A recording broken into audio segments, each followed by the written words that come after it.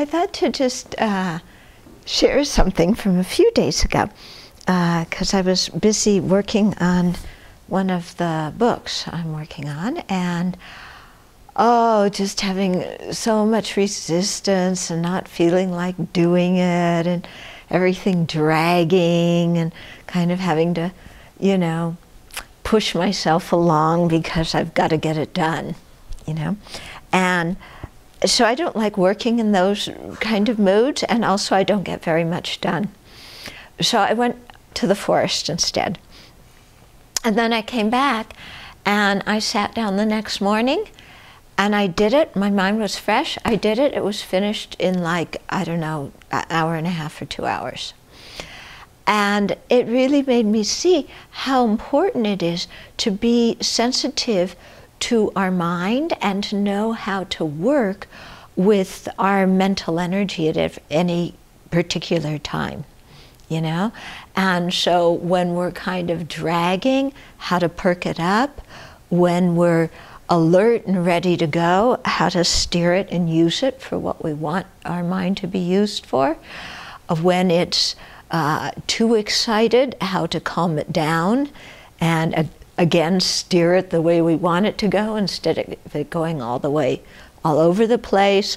When it's, you know, too low on energy, how to energize it. So, in short, to be sensitive to the different kinds of moods that we have and the different kinds of mental energy we have, and then knowing what to do with them. Yeah, and how to handle them in a skillful way so that we aren't always battling with ourselves.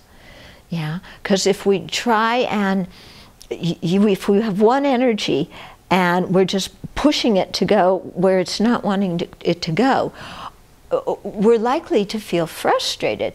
But that frustration will also bring on a whole bunch of self-criticism, you know, and then self-criticism makes the whole thing worse. Yeah. And so just being able to know what to do with our mind when, so that we can use it in a fruitful way.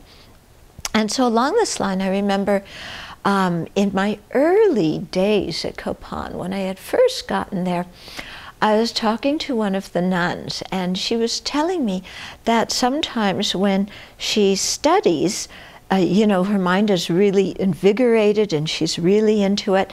And then once in a while, she'll just kind of run into a block where it's like she's not understanding things. Somehow her mind doesn't seem to, the material doesn't seem to be going in as deeply. And she said at those times, what she does is she stops and she does some purification and accumulation of merit types of practices. And when she does those, doing prostrations, mandala, sometimes like Lama Tsongkhapa Guru Yoga, Chenrezig practice, those things that work more with images or symbols or call forth the more devotional side of ourselves. She said when she does those practices for a while, and then later returns to work on her studies, then her mind is refreshed, the obstacles are gone, and she understands things quite well. And so, you know, I was fortunate to hear that at the beginning of my practice. And so that's been very helpful ever since, because, you know, again, it's this thing to know how to deal with our mind and what to do if our mind is too much in one direction or the other. Yeah? And so also in terms of the accumulation and purification practices, I think they're so important for stopping obstacles. And again, you know, when I first began practicing Dharma, my teachers had me do a lot of those. And I think they've been incredibly helpful. You know, just kind of looking at what's happened since then, very helpful for stopping obstacles, both physical and mental. Yeah, and actually, it isn't that you do the purification and accumulation merit once and then you stop because all your obstacles are gone.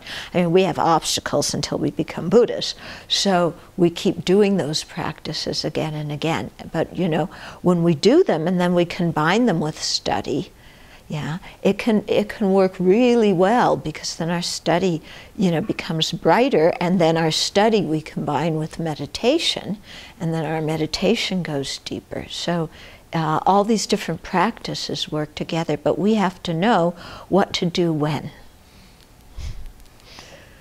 Okay, so you develop a sensitivity over time, and you also can consult your teachers about this too.